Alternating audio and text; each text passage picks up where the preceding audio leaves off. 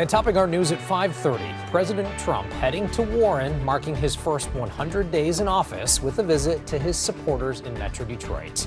We're taking a live look right now at Macomb Community College, where the commander-in-chief is preparing to deliver a speech in just minutes. The president's visit being met with hundreds of protesters. You're looking at live pictures outside of the college where demonstrators are lining the streets awaiting for Trump's arrival.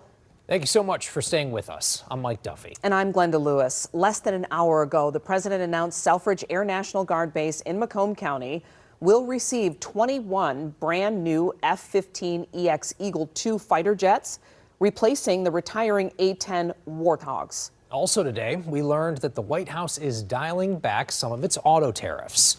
The White House says President Trump is signing an executive order easing the 25% import tax on cars and parts.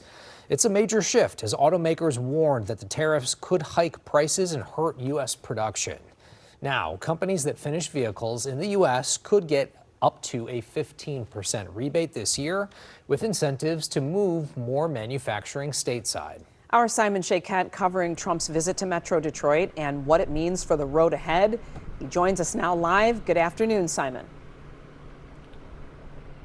Good afternoon, Glenda. Mike, the president really energized a room full of troops here at Selfridge talking about those 21 new F-15EX fighter jets that are going to be coming to this base. He also talked about his intention to see more manufacturing return to Macomb County as a result of his tariff policies. Now, at the same time, I've been talking with auto manufacturers, auto workers, and other stakeholders about what the outlook looks like.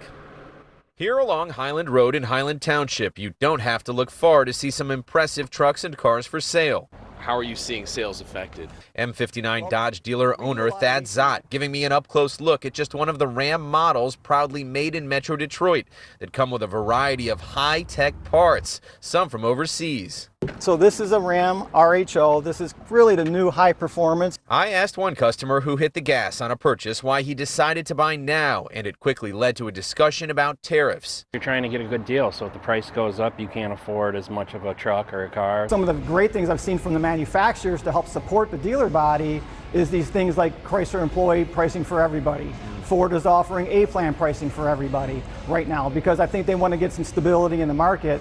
So actually, it's really benefiting consumers right now. For another perspective on tariffs that have touched every facet of the auto industry, from suppliers to shoppers to auto workers, I wanted to gauge the pulse inside our vehicle factories. Stephanie Smith works at Mack Assembly in Detroit, making Jeep Grand Cherokees. It would shut down some of our workage, slow down some of our workage. Countries like Mexico, Canada, and China have become central to the debate over tariffs and how likely they are to bring jobs back to the U.S., as the president has maintained.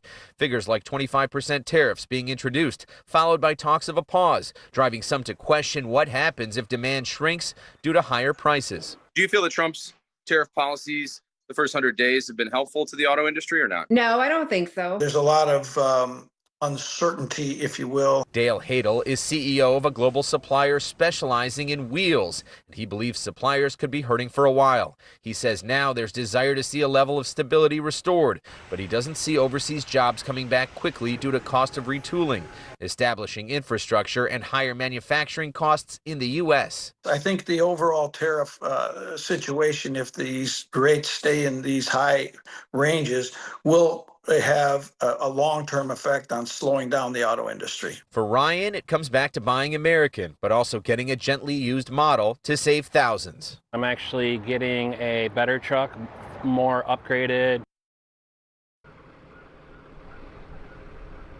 And the president telling us he still very much believes in his own tariff policy, and he's watching very closely what's happening here in Michigan as well as in Macomb County. Partner, back to you.